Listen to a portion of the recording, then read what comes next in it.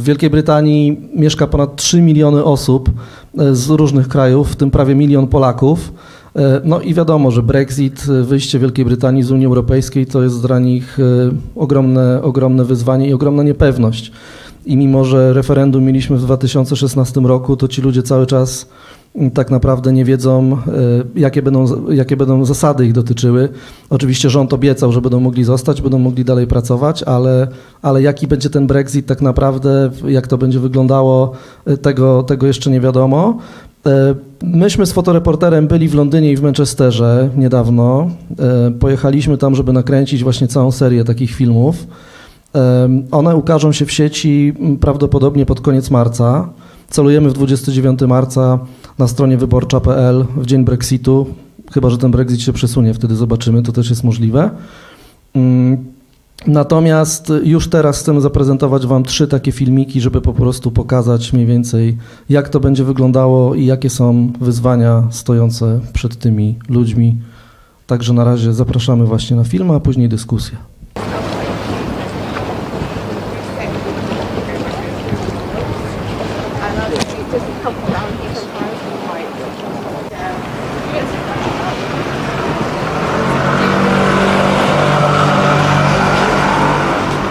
I've been living in London for approximately 3 years. I started as a consultant in one small real estate consultancy, and then I continued in this line of work as a business analyst, working primarily on IT systems implementation projects for large real estate organizations. Christo nie planował przyjazdu do Anglii, jednak po zakończeniu studiów w Stanach Zjednoczonych amerykańska firma zaoferowała mu posadę w Londynie. Gdy postanowił otworzyć własną działalność, zarejestrowanie jej zajęło mu 1 dzień. Christo ceni sobie brak biurokracji i tętniący życiem londyński światek biznesowy. Jak Brexit wpłynie na jego życie? How it may affect us? It may affect us in several ways. First, if the impact on the economy is very bad, this might affect my career opportunities in the country. The amount of work which is available may be reduced, and ultimately my income levels may be reduced. The other way it may directly affect us is, of course, the way our legal status will change in this country after 29th of March. At the moment we can enjoy all the rights, the same rights as the British citizens, except for the right to vote. We don't know how this is going to change after 29th of March. No one knows. Mimo niepewności Christo, który mieszka w Londynie wraz z żoną, pracującą dla organizacji pozarządowej, nie zamierza się na razie wynosić. Choć zaznacza, że pozostanie na Wyspach nie jest jego obsesją.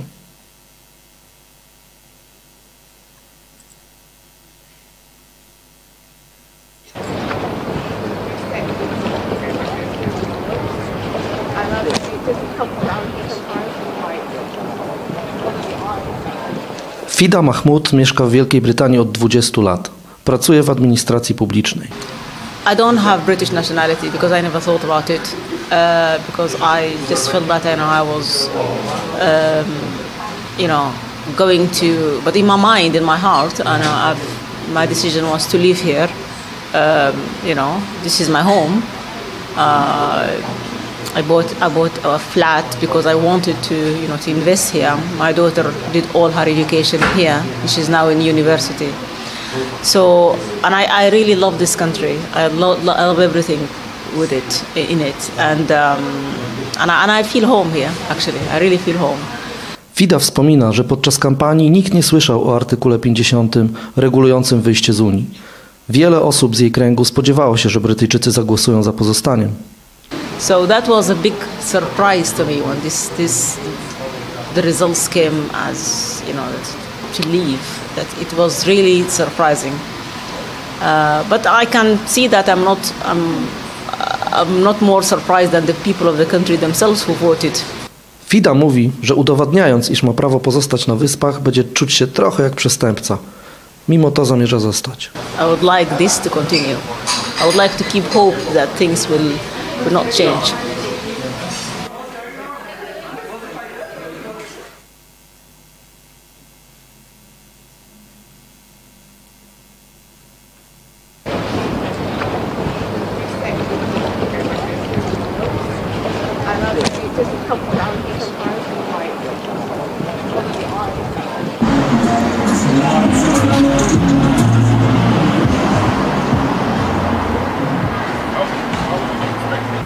Ja jestem w Londynie od 2007 roku, od marca i cały czas się zajmowałem online marketingiem.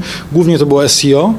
No, oprócz tego też występuję na konferencjach, opowiadam o tym, uczę ludzi jak tym się zajmować. No i w tym roku, koniec zeszłego roku, córka mi przyszła na świat, no i zdecydowałem się po prostu już zostać jakby na swoim, także pracuję dla siebie, jestem konsultantem. Łukasz wspomina, że wieczorem po referendum obserwował pierwsze spływające wyniki i wydawało mu się, że Wielka Brytania pozostanie w Unii. Gdy obudził się następnego dnia o 5 rano i sprawdził rezultaty z 80% okręgów, przeżył szok. Czy Brexit zmienia coś w jego życiu? Na moje decyzje wpłynął w taki sposób, że przede wszystkim zmotywował mnie do tego, żeby zrobić obywatelstwo, które w pewnym sensie mi przysługiwało z racji pobytu tutaj przez 11 lat, czyli te 4 kilo dokumentów musiałem wysłać tam, gdzie musiałem je wysłać i potem je przetworzyli, także już mam w tej chwili i polskie, i brytyjskie obywatelstwo. Podobnie będzie miała moja córka. Żona Łukasza pochodzi z Indii. Bywają i w Indiach, i w Polsce, ale na co dzień mieszkają w Londynie. Nastroje ludzi raczej nigdy nie odczułem jakiejś niechęci czy jakiejś zmiany przed, po Brexicie. Także w tym względzie tutaj mieszka mi się bardzo dobrze, żyje mi się bardzo dobrze z moją żoną, z moją córką i tak to wygląda na co dzień.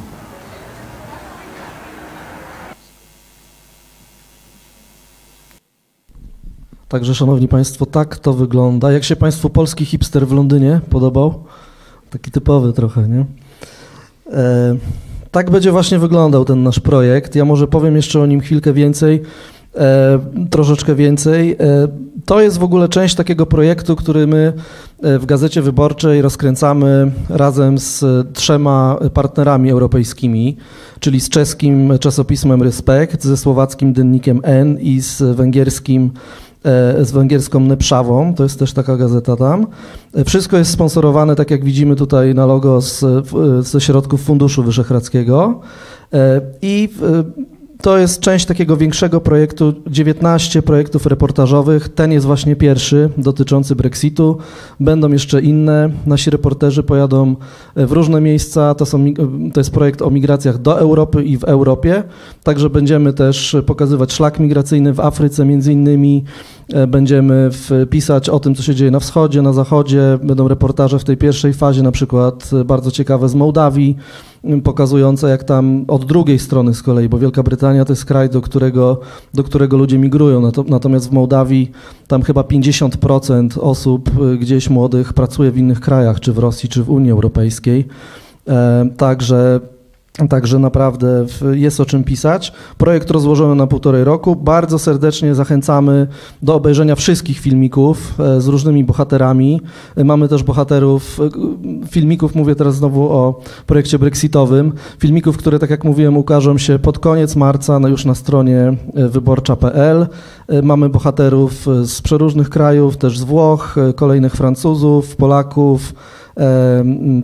Także mam nadzieję, że państwo to wszystko zobaczycie i za chwilę startujemy już dosłownie za kilka minut z drugą częścią, czyli z naszą debatą z prelegentami.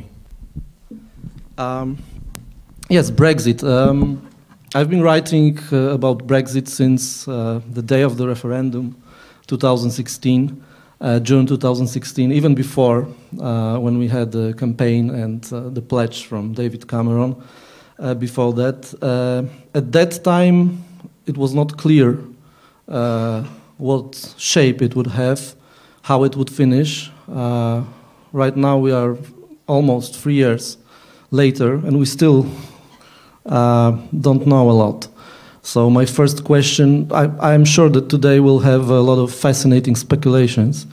My first question is probably $1 million question. So what would you expect in the forthcoming months?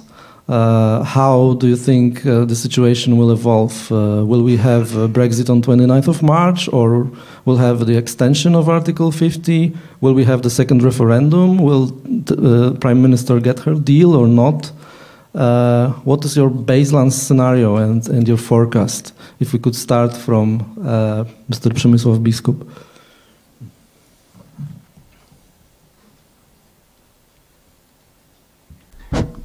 Well,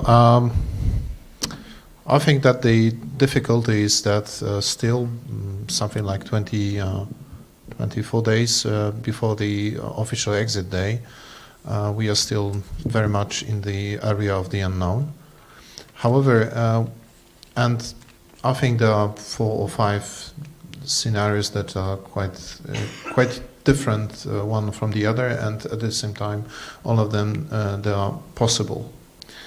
However, your question was about baseline scenarios. So, at the moment, I would say it's most probably rejection of the withdrawal agreement that was signed in late November in Brussels, due to insufficient changes to the controversial mechanism of the Irish protocol, or what is commonly known as the so-called backstop. And then this will be followed by rejection of the no-deal exit and British application for extending the exit date, which most probably will be granted by the EU due to, I would say, very high level of unpreparedness on both sides for the scenario of no deal. However, the question remains, what next? Extension of the exit date is not a solution. It's just a technical, I would say, technical instrument to postpone the final decision. And at the moment, there are 2 basic possibilities, which I think are similarly possible, or it's very difficult to judge which one is less or which one is more possible. Mrs. May, as the British Prime Minister, she was speaking last week in the Parliament about short technical extension. That would be an extension up to more or less late May, early June. This is connected to the fact that in late May we have European elections. This solution is relatively easy. However, it offers relatively little, I would say, little benefits, and especially doesn't really leave time to negotiate any significant changes to the withdrawal agreement. So basically we are still stuck in the area of possibility of no deal as a final result. The other alternative was spoken about, among others, by Mr. Tusk as a president of the European Council, and that is extension by 21 months.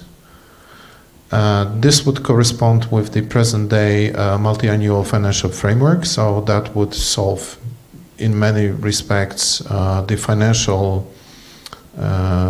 side of the deal. And at the same time, that would leave more or less 1 year for negotiating extra changes to the withdrawal agreement, or any significant changes. And natural question can be, 21 months is not 12 months. So why I'm speaking about just 1 year, 1 extra year, and the simple answer to that is that, in the meantime, we have reconfiguration of the system of power within the EU itself, and those couple of months, this is a period that will be practically dead from the point of view of conducting any negotiations. In late May, as I mentioned, there is European election. Then we have formulation of the new parliament. Then we have formulation of the new European Commission, and the new European Commission needs to gain also some proficiency in its actions before they can restart negotiating with the UK. So these are the 2 basic scenarios which I can see for the near future. Thank you very much.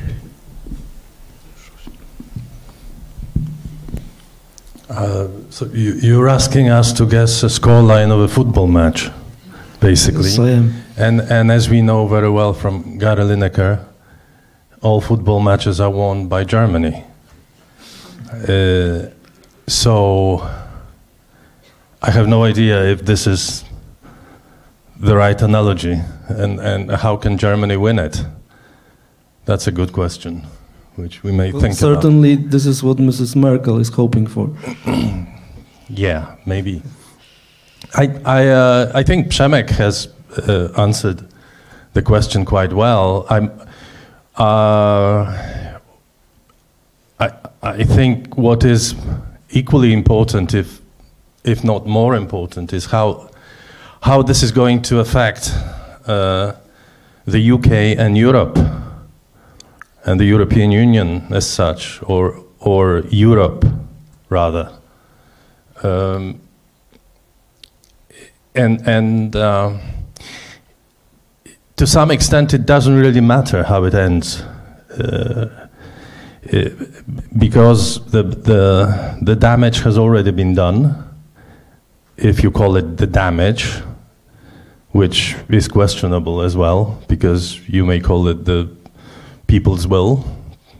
People have voted, people have expressed their will to leave the European Union, and it should be, well, at least taken into consideration.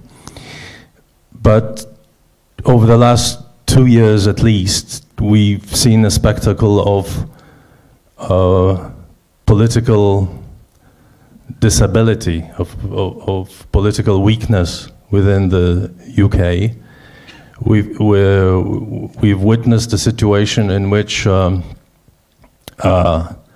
political parties and seasoned politicians have not been able to make people's vote into reality, basically. They are unable to carry out what has been established by the vote of the people, by the referendum. We've also seen a spectacle of soul-searching within the British society, which I think is very new for this country and for the nation. And I think it weakens the United Kingdom very much.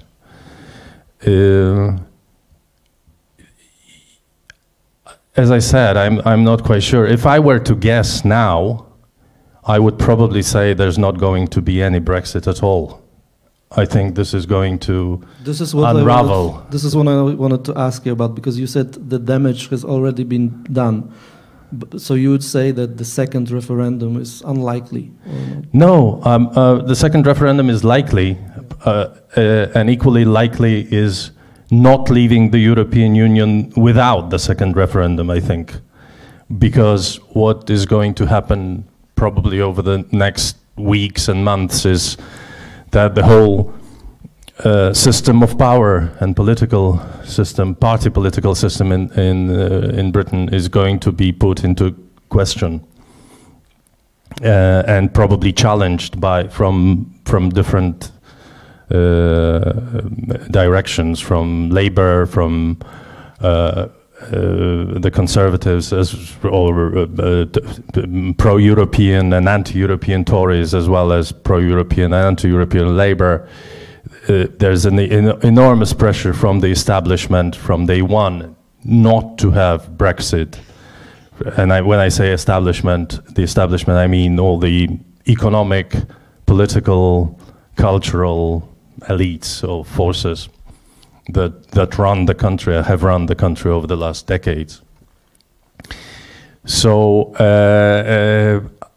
I think we are witnessing a major change, a major shift in the way that British democracy functions. When I say the damage, I don't mean it doesn't have to be from the kind of economic perspective. I don't think it has to be extremely damaging to the United Kingdom. Leaving the European Union, it doesn't have to be damaging. I don't believe, and I don't think most people believe that the Armageddon scenarios are going to come true. Having said that, obviously the country is going to suffer in the short term and perhaps in the medium term. But it will certainly change its role within Europe. And from this point of view, it is damaging. It is damaging to the European Union. It is damaging to Europe because, contrary to what most British Eurosceptics, I'm not sure if they believe it, but what they said, the United Kingdom was one of the strongest members of the European Union, or has been, I should say, and one of the most influential as well. There are all sectors of politics and norms and regulations within the European Union that have been established thanks to the British influence. And at the same time, it is a country which has been functioning within the European Union on its own terms, that it has basically chosen and negotiated within the structure. So it will be an enormous pity and an enormous damage to the European Union as well as to the United Kingdom. But as I said, I think the UK is going to survive it with no major problem. That's what I believe, but I may be wrong, obviously. Yeah. Frankly speaking, I am here in such a company, a Russian touch. I don't want to say a Russian agent, but who knows? Okay, guys, because you were asking about the future scenarios, and I might share with you my opinion about Russian way of thinking, Russian, let's say, plans for Brexit. And from Russian perspective, the story is quite, interesting but short. And what Russia is planning and would like to, watch, this is the scenario of never-ending story, of Brexit, which might never end. Because for Russia and for Moscow, for Kremlin, especially for President Putin, it means that, Russia would get more, let's say, more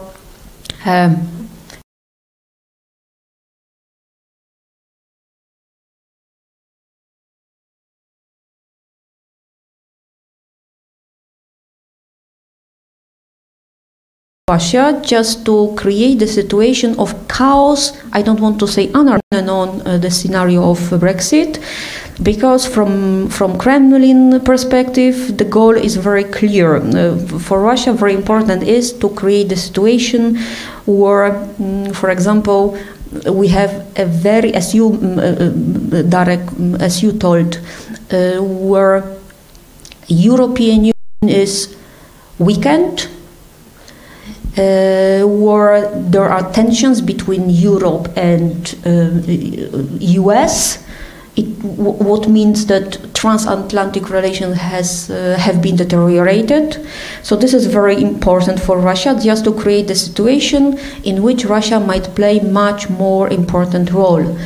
So Russia would be happy with Brexit and without the Brexit scenario, but for Moscow the most important is just to keep chaos, just to keep it on. Because we should remember that Russia feels much weaker and much.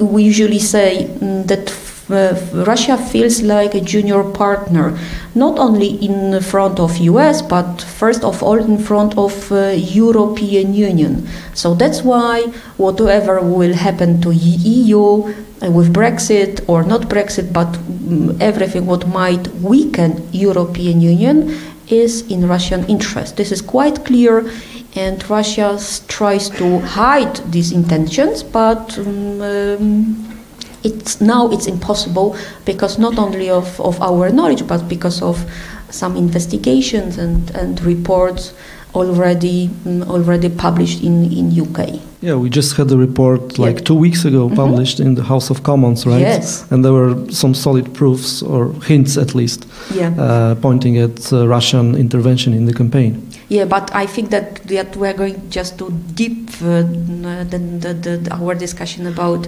Russian influence. So I think that, Emma, you are the much more, well-informed. Okay, we have a saying that a week is a long time in politics, and I think that it is really difficult at this stage to look very far ahead. So what I'd like to do is just explain what's going to happen in the next few days in a little bit more detail, and then talk a little bit about some of the options then that might happen moving forwards from that. So the Prime Minister has committed to holding another meaningful vote on the withdrawal agreement by the 12th of March.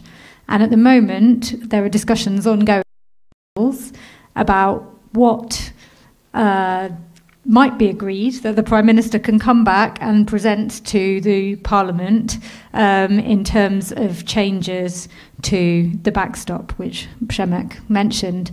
So I don't know how far you've been following the detail of all of the debate around Brexit, but the backstop is basically something that's in the withdrawal agreement that will come into force in the event that the UK and the EU haven't agreed a future economic partnership that avoids establishing a hard border between the Republic of Ireland and Northern Ireland at the end of the implementation period. So according to the withdrawal agreement, we will have an implementation period that runs until the end of 2020, and during that time we should be negotiating what the future relationship should look like.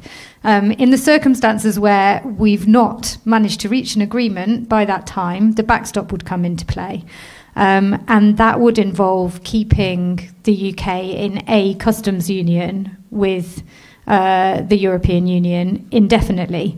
And the reason that's a problem for British parliamentarians is that they would like the UK to have an independent trade policy after leaving the EU. That's one of the issues that the campaign was fought on, the referendum campaign. And it's also a problem because there's a sense that it's something that there would be no way of withdrawing from. And that means that effectively the UK would be stuck as a kind of quasi-member of the EU. At least that's their interpretation of what the backstop would mean. And so at the moment, the Attorney General and the Secretary of State for exiting the EU are in Brussels today talking about what guarantees might be possible to reassure parliamentarians that the backstop is something that would only come into force in very specific circumstances, and that there would be some way of withdrawing from it if the UK wanted to do so, or if both parties agreed. I don't know the details of those discussions, so we'll see in the next few days what the Prime Minister brings back to Parliament. And then there'll be a vote, probably on the 12th of March. If that vote is agreed, and if parliamentarians are satisfied with what the Prime Minister brings back, then we will ratify the withdrawal agreement and we'll exit the EU on the 29th of March and enter a transition period, as I mentioned before. And during that time, we'll start negotiating what our future relationship with the EU should look like. If Parliament rejects that deal, as Przemek mentioned, the Prime Minister has already committed that there'll be a vote in Parliament on whether the UK should leave the EU without a deal. And if you look at the parliamentary arithmetic, it looks fairly likely that MPs would not vote to leave without a deal. So there's a reasonable chance that if the meaningful vote isn't passed, MPs will vote for an extension to Article 50, and so therefore Przemek set out the various possibilities around that. From the government's perspective, that doesn't really resolve the problem. All of those same issues are going to be on the table.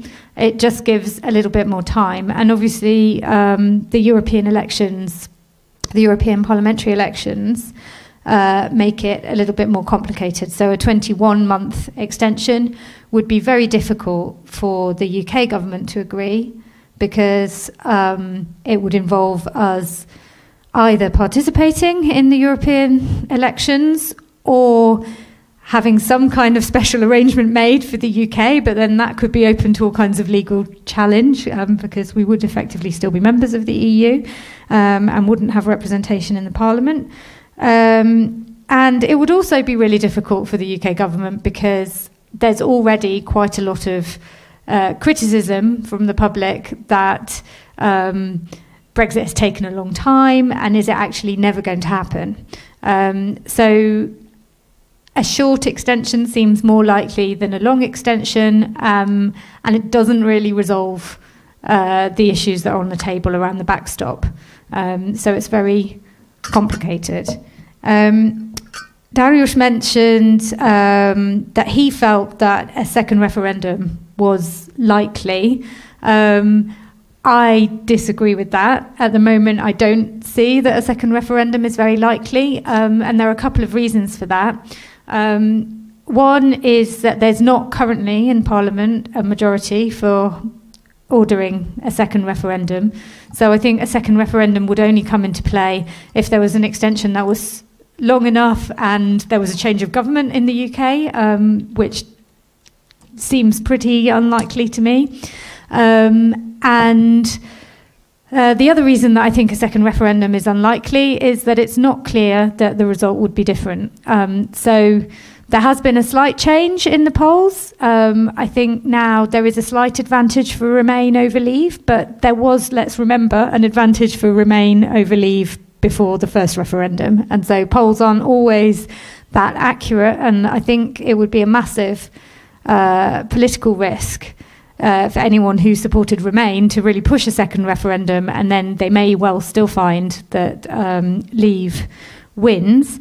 I think the other issue around that is that I've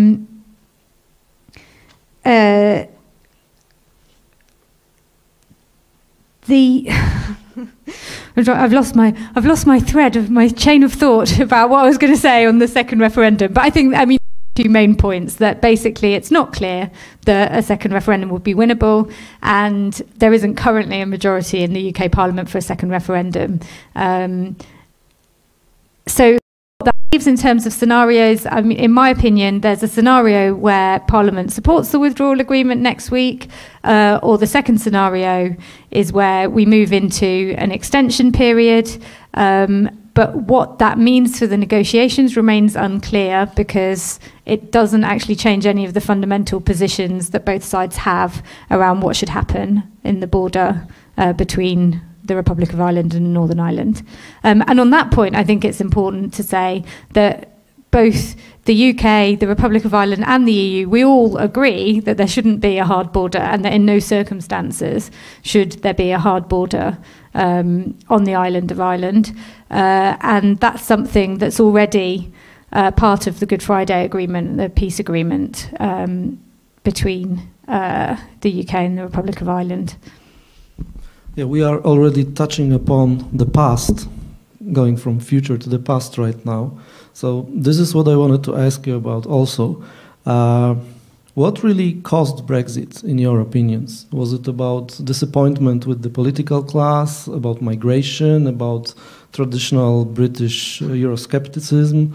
What were the roots of this result of the referendum? Dariusz Rosiak, you wrote a great book about the UK, Oblicza Wielkiej Brytanii, where you have generally quite pessimistic views on what's going on with Great Britain right now, how it changes, how it evolves. I have a pessimistic view about most things. But you're a football fan, come on. How was it? Pay less and take back control. this is what Brexit is all about. Some of you may have seen the film, The Uncivil War, which, as we spoke on the train, which is quite a good example of how the public debate functions in Britain still.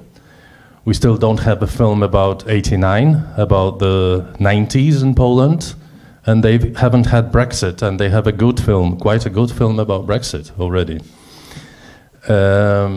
Yeah, but I think when we talking about these threats and about all these scenarios about what's going to happen to the UK, we are, to some extent, we are missing the point, because Brexit was about, as far as I understand it, was about regaining control over people's lives, at least those who voted yes to Brexit. They thought that leaving the European Union is taking back control, paying less as well, but we now know it was all a big lie about money, about the money, but I wouldn't be so sure about control.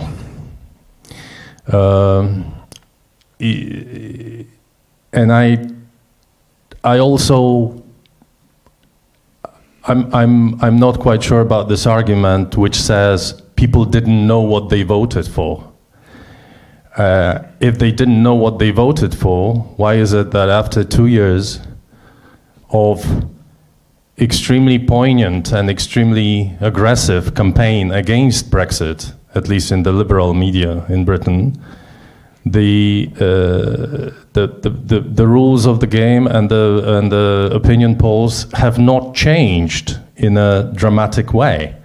I mean, as Emma mentioned, we still have opinion polls which basically say that the Remainers would win the second referendum by a few points, which is basically the same as we had before the referendum, and it has to be remembered that nowadays we're talking about a completely theoretical situation without the framework of the political campaign which would accompany the second referendum, etc., etc. Probably UKIP would surge in the opinion polls within a week of mentioning the second referendum.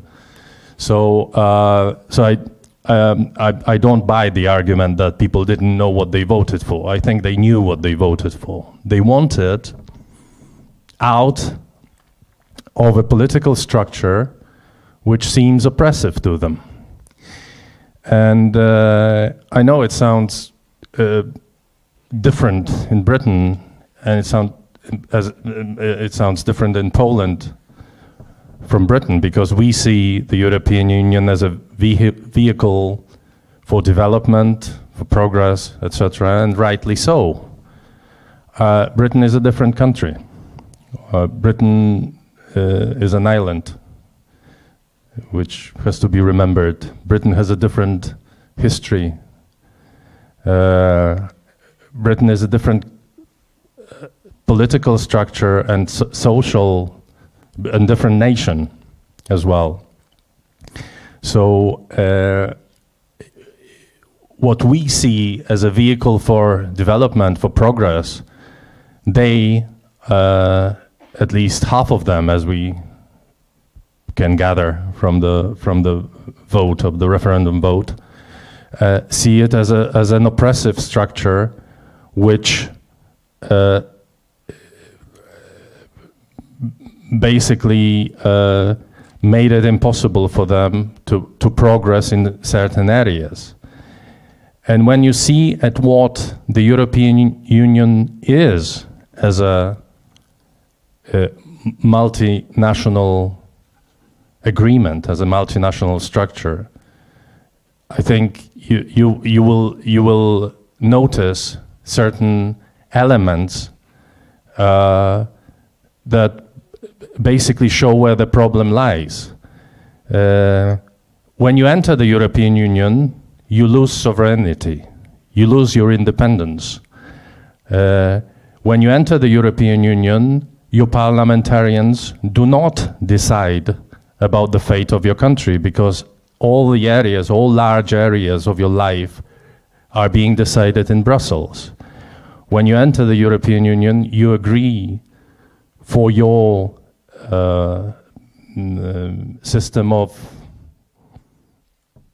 several systems, for example, economy, or system of courts, of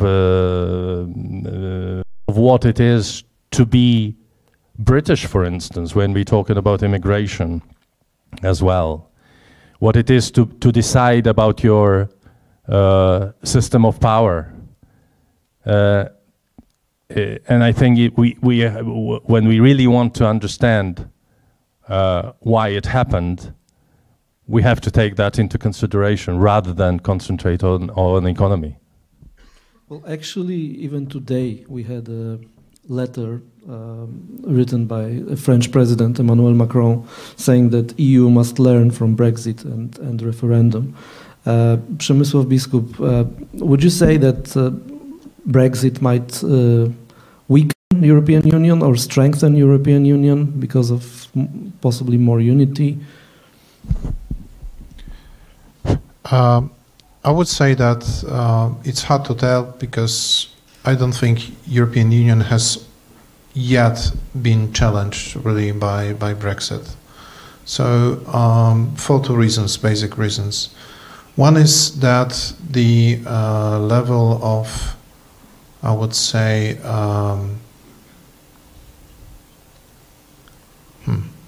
I'm looking for a diplomatic expression, but what I'm trying to say is that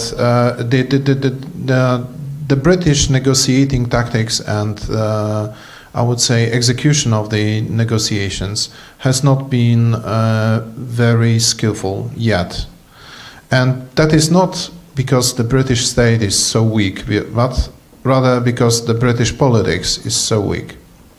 So Britain has not been yet a very demanding, very testing, I would say, partner in those negotiations. And the second factor is that so far the European Union has not to start, I would say, its soul searching as a result of Brexit. I think that keeping the unity, the basic unity, on the subject of who will pay for the cost of the divorce, or should we take care of the children, in this case that would be the EU citizens, or should there be some kind of protections on the Irish border? These are more or less no-brainers, I would say. So obviously it's natural that the EU member states they maintain a unity on this subject, but when we approach the further stages of negotiations, when it will be necessary to prioritize different sectors of economy, to calculate the cost of rebuilding already existing economic structures and so on, I think this will be entirely new kind of challenge for the EU. So that's one set of reasons. The other is that I don't think there is much appetite for soul searching in the EU as such. And maybe in this regard, the approaching European parliamentary election will be much more important than Brexit as such. But it may affect the fate of Brexit on the European side and the fate of the European Union. We will see. It's hard to comment upon events that hasn't taken place yet. What will change for sure is this I would say skill set and also certain capabilities that are connected to the British state. So if Britain successfully leaves, I mean successfully, that means formally will be outside the European Union, then obviously from our point of view, from the point of view of European Union countries and European Union as a whole, there's a question how to fill in the gaps. And those gaps are quite important, not just in the field of economy, but as long as economy is concerned, it's good to remember that Britain will become the biggest single EU partner after Brexit, but also in the field of security, and by that I mean both domestic and military security, different technologies and so on. And we can already see that those problems are emerging, and there are no ready-to-use answers to them yet. For example, there is the whole debate about British input into the EU navigation, satellite navigation system, Galileo. There is a debate concerning, for example, continued or discontinued presence of the UK in the European arrest warrant system. And this is obviously very directly connected to the question of domestic security, which is connected to the question of, for example, to the problem of radicalization that is taking place in many places across Western Europe, and that's a major problem both for the UK and for many Western European countries like France, like Netherlands, like Belgium. So I'm sure implications of Brexit, once it really happens, will be very severe. However, it's too early to say what kind of consequences, because we don't know the model of exit yet. However, if I may say just a few words about the previous question that Darek was answering, I would add to what Darek said, and I basically agree with everything he said on that topic. I would also add 2 or 3 elements which I think are quite important from our point of view as a kind of, let's say, useful experience. One of the fundamental problems of the Britain's participation in the European Union was, for example, prolonged lack of legitimacy or deficit of legitimacy of that process. And that was, at least partly, I would say to the great extent, due to very unbalanced or I would say sometimes even absent public debate about what European Union means for Britain and what Britain means for the European Union.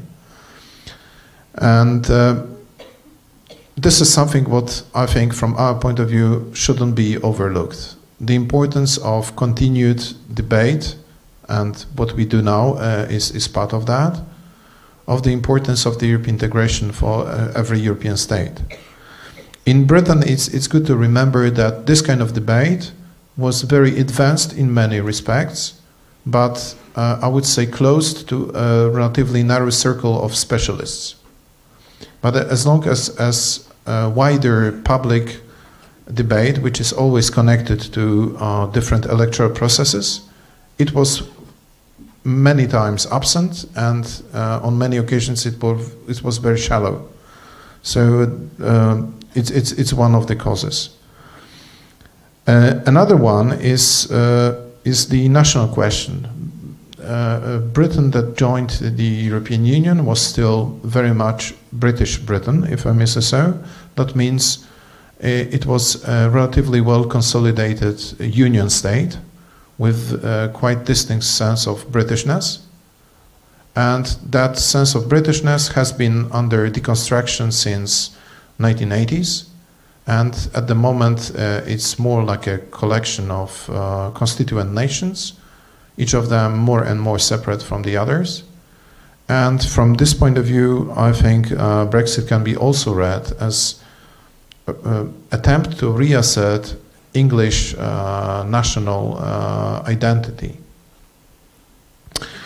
And what is also important to take into regard is are certain peculiarities of the British political culture, which are not really compatible with let's say, continental culture, especially the importance of the, I would say, bipartisanship, and the fact that the true nature of the British politics is not really about forming proportionally representative government, but rather about the right of citizens and voters to kick out the government they don't like.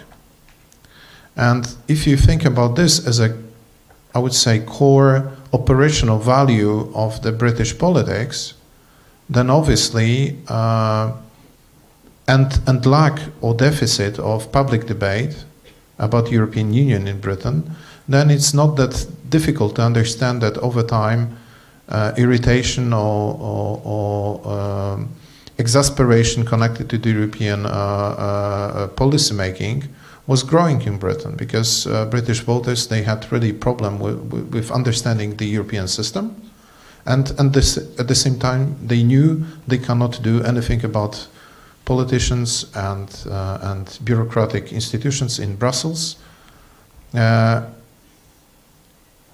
In this mode of thinking that was molded or modeled for Westminster. Thank you.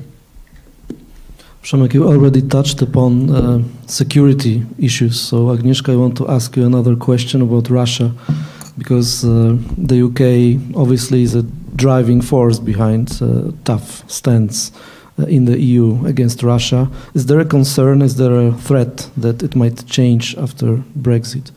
The whole EU, both EU policy and British policy towards Russia. Okay, just Maciek, think like Russians. If some method works, what for to change it?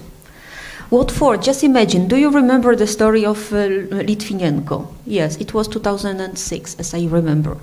Then, you know, Boris Berezovsky, Russian oligarchs, one of the most famous, living in London because he decided to escape from Moscow. We know why. London turned out to be not so safe, and Boris Berezovsky turned out to be a very, very gentleman because he agreed. Maybe he followed Kremlin's, let's say, request just to get rid of the scene. So, and then we have Skripal story. So, you know, just imagine if something works, what for to change it? And what's more, how many Russian citizens, not Russian citizens, but let's say Russian immigrants we have in London, in UK? According to official estimations, more or less 66,000 people. But according to Guardian, it was more than 150,000. So, with huge Russian population, Russian diaspora of Russian immigrants, we have Russian state, Russian, let's say, Russian money, yes, that dirty money. And especially dirty money, Russian diaspora, and because of Russian diaspora, we have all that pathologies coming with Russians, like mafia, like prostitution, like crime stories. The same is happening already in Israel. So, you know, the story is more or less the same, not only in the UK, but wherever we have Russians, in the UK, in Israel, in US. So, you know, for me the future is quite clear, because I do not expect from President Putin just to stop such such campaigns like Skripal, like Litvinenko, because these are, very, very useful methods of not only pushing UK or just pushing European Union, but these are instruments of showing Russians, ordinary Russians living in Russia, that, come on, we are as powerful as in the past, as Soviet Union was. Yes, if we are able just to defend our interests, or just revenge on traders in such an empire like Great Britain, we might do it, everywhere. So for Russia, this is, once becoming very successful, Russia will not give up such a tactics, because this is not only strategy, because this is the strategy of weakening European Union and the West, but this is the strategy with all instruments. For example, instruments of Russian state media propaganda served by Russia Today or Sputnik. These are the campaigns in internet but via Facebook, and these are all these, let's say, personal actions carried out by Russian agents. By the way, I don't know whether it's going to happen today, or maybe it was yesterday. I don't know, because I lost the contact to that information. But if you know, there is a very special conference in Moscow at the Lomonosov University nowadays, where special guests. The special guests will be our Skripal agents. So, what for? Just to start the same discussion about Skripal story in Moscow once again. Darek explained me when we were while our trip, that because of Brexit is coming. So this is why the story is once again fueled by and used by Russian media. So, for me, as you mentioned, security is basic issue for Russia. So Russia has always mentioning that security, this is national interest, and security not in Europe, not in UK, but first of all in these regions where Russia and at the same time UK is operating. These are key points for Russia, and because of this, we might say that as long as, for example, Russia, UK, they might not cooperate, for example, in, I don't know, Syria or in the Middle East, we might once again face such crises like Skripal in London. This is one thing. Another thing, these are very domestic issues in Russia, because very often it might happen that what is going on in London, this is not because of great politics, but this is because of, let's say, domestic politics, or just some wars between fractions in Kremlin, or Russian army, or Russian, let's say, security agencies. So, yeah, security for Russia is crucial. So I would rather expect new chapters of the same story. Right. Emma, I would like to change the subject now and ask you about the EU citizens in the UK. We have already seen 3 movies here showing the decisions that they have to take up, the dilemmas. Can they be absolutely sure that they won't be deprived of their rights? And would you expect any kind of Brexodus, any movements, people coming back home after Brexit? Are you concerned about this? Okay, sure. So I think the first thing to say about the status of EU citizens in the UK is that it is guaranteed either in the event of a deal or in the event of no deal. So it's already very clear what our policy will be, even if we don't reach agreement and we leave the EU on the 29th of March without agreeing the withdrawal agreement. And essentially, that policy will be the same.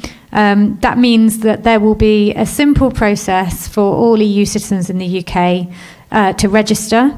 People who've been in the UK for 5 years already will get something called settled status as a result of that process. People who have been in the UK for less than 5 years will get pre-settled status, and after 5 years they'll be able to convert that into settled status.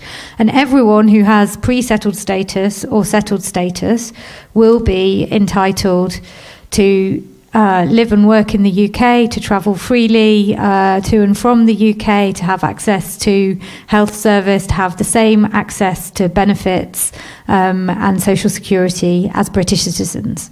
There are a couple of small differences, whereas in the event of us agreeing a deal with the EU citizens in the UK will continue to have the rights they have currently for bringing future family members to the UK, whereas if there's no deal, EU citizens will have the same rights as British citizens around bringing family members who are not EU citizens to the UK in the future.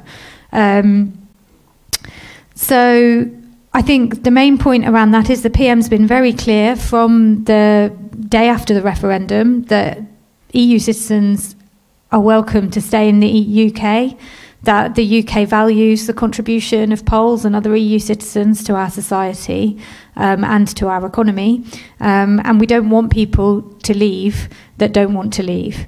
And that's been a very clear message from the government all along. And in fact, there's quite a good interview that Jakub Krupa from the Polish press agency did the other day with Caroline Noakes, who's a deputy minister in the Home Office, setting out exactly those points, that it's very important to us that people understand that their contributions valued, that we want people to stay, and also setting out how the whole system will work. In terms of what that means in the longer term, I think that maybe comes back to the what caused Brexit question that you asked Dariusz at the beginning. So I think the referendum campaign revolved around lots of different questions, and quite often it's characterised as being around migration. But like Dariusz said, I don't think it actually was just around migration and people not liking free movement of workers. That certainly was an aspect of the campaign. But there was also that take back control message, I think, was quite emotionally powerful to a lot of British people, and they have, I think, Dariusz talked a little bit about how our society operates and that we have a different political culture and we also have a different legal culture, and I think British people have quite a lot of confidence in our legal system, and so they don't like the idea that the European Court of Justice can make decisions that our courts then have to apply. So I think that was an important part of the campaign. I think also there was an element of just people being a bit fed up with the government and wanting to do something they knew that the Prime Minister didn't like. And I think there was a lot of emotion about sovereignty and feeling that, joining the euro, for example, is something that's never been popular in the UK. And so, like I say, migration was one element. And so one thing that has been clear from the beginning of the negotiation process is that part of Brexit means ending free movement. It's not yet clear what that future migration relationship will be between the UK and the EU, because obviously we haven't started negotiations on the future relationship. So the government's talked about a new migration policy for the UK where EU citizens would be treated the same as citizens from the rest of the world, and it would be a skills-based system.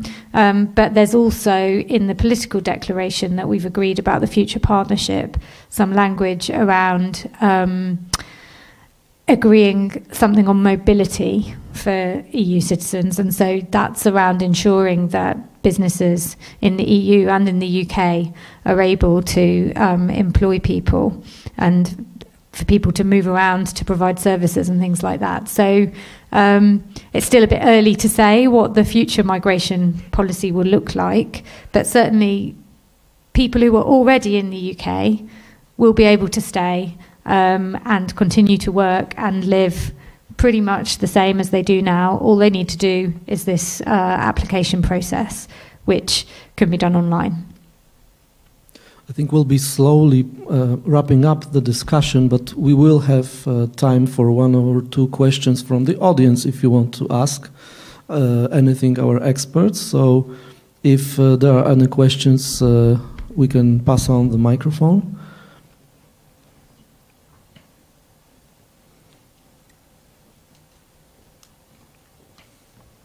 If anybody wants to raise a question, then you can just raise your hands. You can ask questions in Polish as well.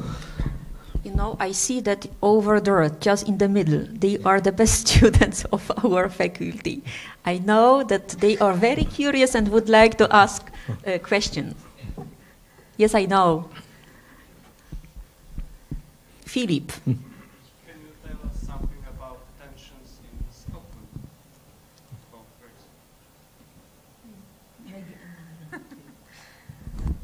I'm sorry for doing this, but I know that we would really wait quite a long time. Okay, Emma. So it's clear that most Scottish people voted to remain in the EU, and remaining in the EU is much more popular in Scotland than in England. But in terms of what that's kind of translated into politically, it's not entirely straightforward. So obviously after the referendum, there was an election, there was a general election in the UK, and at that election, the Scottish Nationalist Party actually lost seats in Scotland, and the Conservative Party gained some seats in Scotland. So I think Przemek touched a little bit on the fact that over the last 20 or 30 years in the UK, there's been devolution, and Scotland and Wales and Northern Ireland have been granted more powers to make decisions about lots of aspects of their domestic policy, and for those things not to be decided in Westminster. But I think basically the Prime Minister has once again committed to involving the devolved administrations in the discussions that we have with Brussels and consulting them. And we also have now, as a result of all of these discussions around the withdrawal agreement, the Prime Minister's committing to involve Parliament much more in the second phase of negotiations. So that also gives each region, you know, the Parliament in Westminster still represents each nation in the UK. And so there are opportunities for different areas to have feed into the negotiation process about the future relationship with the EU. And so going forwards, I think the extent to which there'll be tensions in Scotland around this issue will depend a lot on what the future relationship with the EU looks like. And if we are successful in achieving this very deep and special partnership that we want to achieve, that has a very open trade relationship, a big free trade area in goods with the EU, and a close relationship on services and investment, and a close security relationship, then those tensions may be less serious than in a scenario where we leave with no deal and things become much more difficult. But obviously it's quite difficult for me to speculate, sitting here in Warsaw, what people are saying in Edinburgh. Okay, I'm sure that our experts will be more than happy to answer at least one more question. So do you think that further developments on Brexit will have an impact on the radicalization of British politics? Because what we see in the last few years is, for example, the leader of the Labour Party who is, let's say, very far from centre. And do you think that the British politics will go in the side of more and more polarization? These are really tricky questions, everybody. I think that I think it's interesting. I think that the Corbyn phenomenon and Brexit, in some ways, have some similarities, but it's not that one has grown from the other.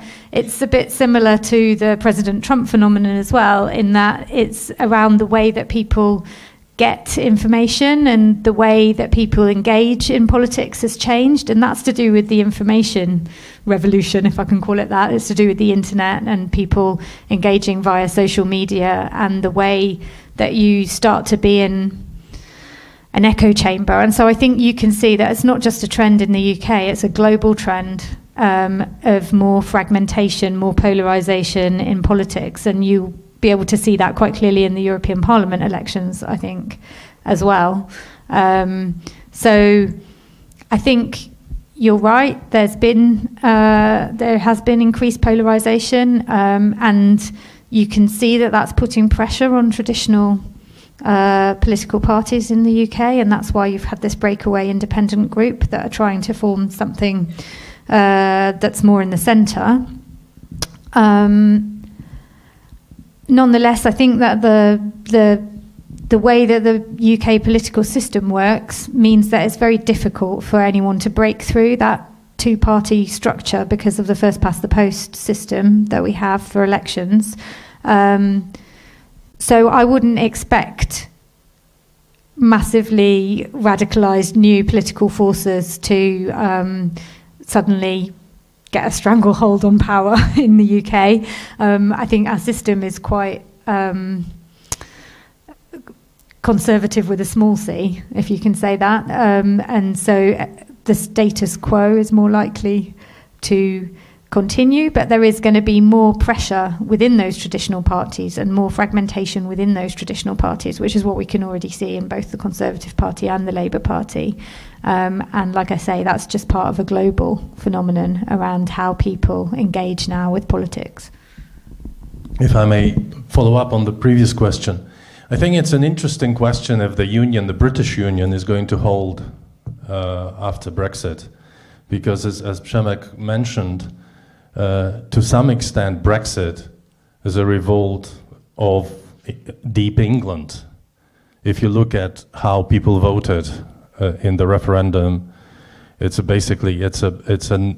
no to Europe vote coming from the working class or whatever's left of it in the north of England and the southeast of England as well, excluding the big cities, which are international, left-wing orientated, etc., etc. And again, excluding some of the big cities like Birmingham, for instance, which is obviously a very international and multi-ethnic city, except in a different way from London, for instance. That's one of the things which I think is interesting, and when you look at how the nationalistic sentiment within Scotland and for another reason Northern Ireland developed, then perhaps the question of whether the United Kingdom is going to survive Brexit, it may even be more interesting of whether the European Union is going to survive or how the European Union is going to survive it. And the other thing, what was the second question was about the radicalization. Yeah, the Corbyn phenomenon. I think Jeremy Corbyn is obviously a very special kind of leader for the in British history of politics, of current modern history. I think all that made him or had made him unelectable up until he was elected worked for him when the vote came in 2016. He was unelectable because he was too radical for British people when politicians like Margaret Thatcher or Tony Blair or Gordon Brown ran the country. Politicians who created this idea of Tina, there is no alternative. Over the last 30 odd years, starting from the period of Margaret Thatcher, I think people were fed this idea that there's no other politics other than the one that is being presented to them. To a large extent, Tony Blair continued the politics of austerity, the politics with no alternative that Margaret Thatcher had introduced before him. And up until the financial crisis, I think this was the case. Brexit was a clear opportunity for people to say no to this kind of politics. And Jeremy Corbyn was a clear opportunity for some people, at least in Britain, to say we are fed up with these plastic people who say all these beautiful things and do not and actually continue the same policies all over again. The politics of austerity, as it is called, of reducing the public expenses and basically making lives even more difficult for, especially for the middle classes. And I think Corbyn represents the revolt of the British people in the same way as Brexit, to some extent. Whether he is a politician that can run the country is another question. And as far as I know, I haven't met too many people who believe that he could be a productive and efficient prime minister, but who knows? We'll see. I would add a few elements to the analysis presented before me by Emma and Tarek. As long as Scotland is concerned, I would say that there is a very interesting aspect to Scottish politics connected to the nature of UK party politics and the fact that the Scottish independence as a slogan, as a general aim, was very effectively taken over in 2014 by a single party, which is the Scottish National Party, and that transformed the nature of Scottish national political scene in quite radical way.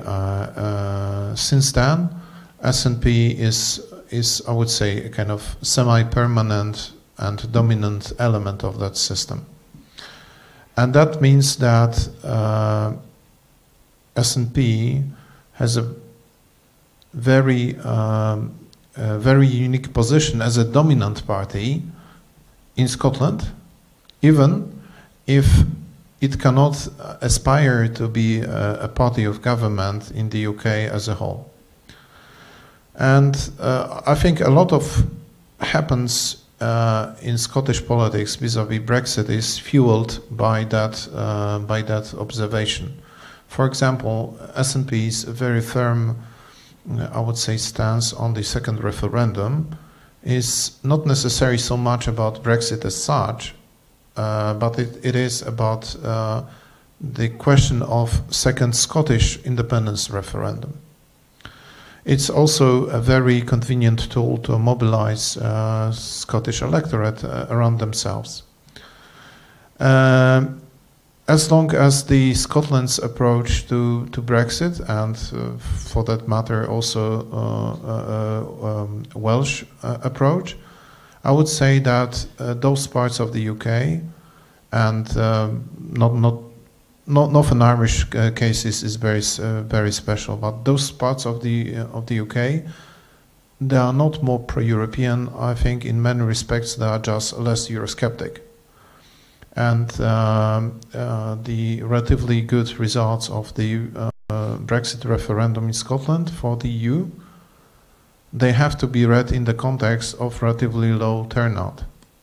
So actually the proportion of the electorate who really of the whole electorate who really support European Union and bothered to, you know, to go to the polling station on the referendum day was not particularly high, although it was higher than in England or in Wales or in Northern Ireland. Okay. As long as the radicalization is concerned, I think there are also quite interesting observations concerning party politics, because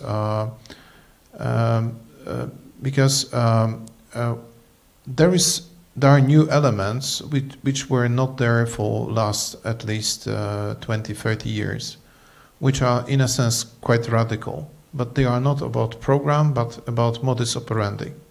So what we can observe now is constitution of parties within parties, and that's a really new element in British politics. So the nature of the electoral system in the UK really supports two major parties, and each of those parties needs to be a kind of broad church or kind of broad coalition of different political forces. But they can be broad catch-all parties as long as they maintain some level of unity. And this unity now, I think, is under extreme strain and maybe even breaks. So Jeremy Corbyn's success as a leader, party leader, cannot be understood without recognition that it was coupled with influx of new members into the Labour Party, and those new members being very heavily connected to, you could say, radical left organization called Momentum. So basically what happened, at least partially, was that Momentum took over the political brand of Labour and helped to create a new Labour leader in the person of Corbyn. However, what we observe in last couple of days is formulation of another group like that in the Labour, but this time around centrist politicians. So it's quite possible that we will see in next couple of weeks almost like an open conflict between Momentum Labour with Corbyn in charge and the centrist Labour with Tom Watson, Corbyn's official deputy, as a person in charge. What is also interesting is to see that within the Conservative Party we can also see a similar movements. So there is a grouping called European Reform Group. It's in fact more and more like a Brexit party within Conservative Party, with its own whipping system, with its own leadership, with its own structures, with its own spokespersons, and so on and so on. And some of the radical Brexit campaigners, like Aaron Banks, who helped to sponsor unofficial Brexit campaign, Leave.eu, in 2016, he was urging his former followers to join the Conservative Party in order to gradually take over that party brand and to replace within the Conservative Party, let's say, the members, and especially the members of parliament, with, let's say, more pro-European views. So it's, from my point of view as a Polish analyst, that's a very interesting process. But I would say from the more domestic British point of view, that's quite worrying, because it raises the probability of domestic internal conflicts within each of the great parties, and it, as a result, decreases the chances for stable political leadership for the country in the event of a success of any of those parties in the future general election. It will be, basically, it will be harder and harder to build up traditional kind of British model government based on a single party having single-party majority in the parliament. Thank you. Okay, any other question? I mean, the last question was so good that we will take another one, just the last one, really, if there are some questions. There's a question. Yes, I would like to ask about this situation of Northern Ireland. Because I heard they want to unite the Ireland using the Brexit. Perspective for unification of Ireland? Maybe I will use the privilege of handling, having a microphone in my hand, and say a few words about that. The case of Northern Ireland is quite complicated because first there is a very long historical shadow over that. And secondly, because there is a real, I would say, national conflict in quite recent memory, in living memory. So almost exactly 100 years ago, there was Irish War of Independence, and as a result, the island was divided between North and the rest. And the rest now forms the independent country, which is the Republic of Ireland. And until 1990s, the Republic of Ireland officially claimed to unite the island, and that claim was officially legally dropped as a result of the Good Friday Agreement. On the other hand, the original position of the UK 100 years ago was that Northern Ireland is strictly British territory. However, over time, there was also readiness to drop that claim. And as you know, in 1960s, 1970s, 1980s, there was a civic conflict called the Troubles. That's obviously a euphemism, that was basically a kind of civil war. What is important, however, is that at the end of that conflict, there was international agreement called the Good Friday Agreement, signed in 1998, but importantly, operational only, in fact, operational only since 2006, after signing another agreement called the St. Andrews Agreement. And upon that agreement, what was agreed was that basically Northern Ireland would profit or benefit from the right of self-determination. So as long as the majority of the people in Northern Ireland want the province to stay British, it will be British. Once there is majority for joining Ireland, the province will join Ireland. What is also important is that special status was recognized in that form that every person born in Northern Ireland could choose between having Irish or British nationality and holding one passport or the other or both.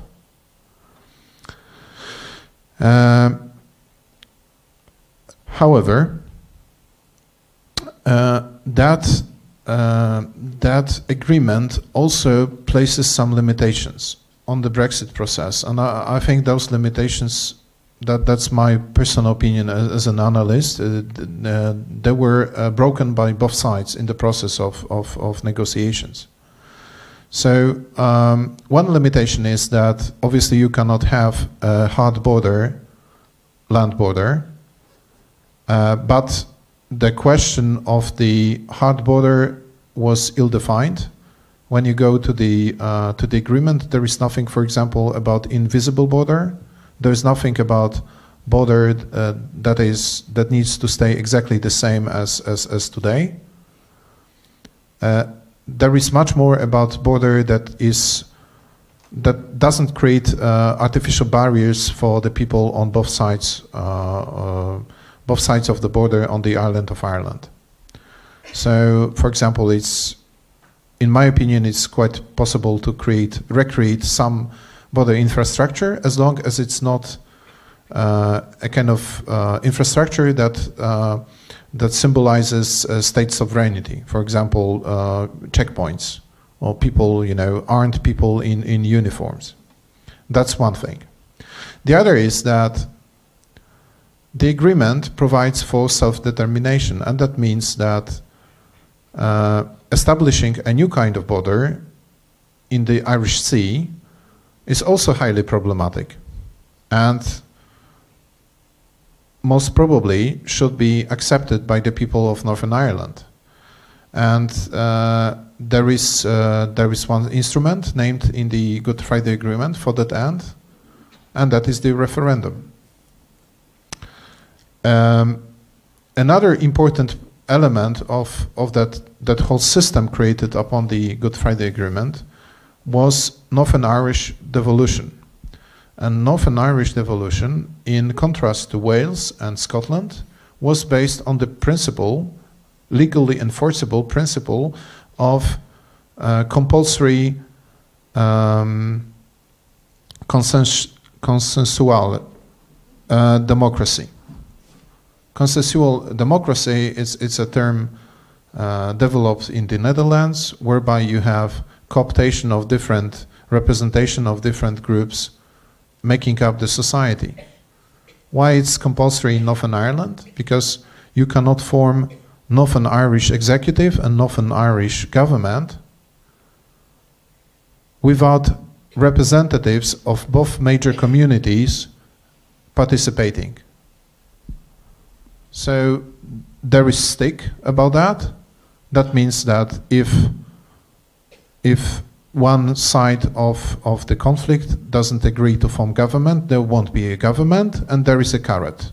Because if they can cooperate together, they first have a very, I would say, substantial level of autonomy. So, all politicians, they always love to have decision-making powers, to make decisions, for example, about budget. And there was a financial package tied to that. So that system was working quite well for something like 10, 15 years, starting, I would say 10 years, starting from more or less 2006 until 2016. Before that, Northern Irish devolution was not fully operational.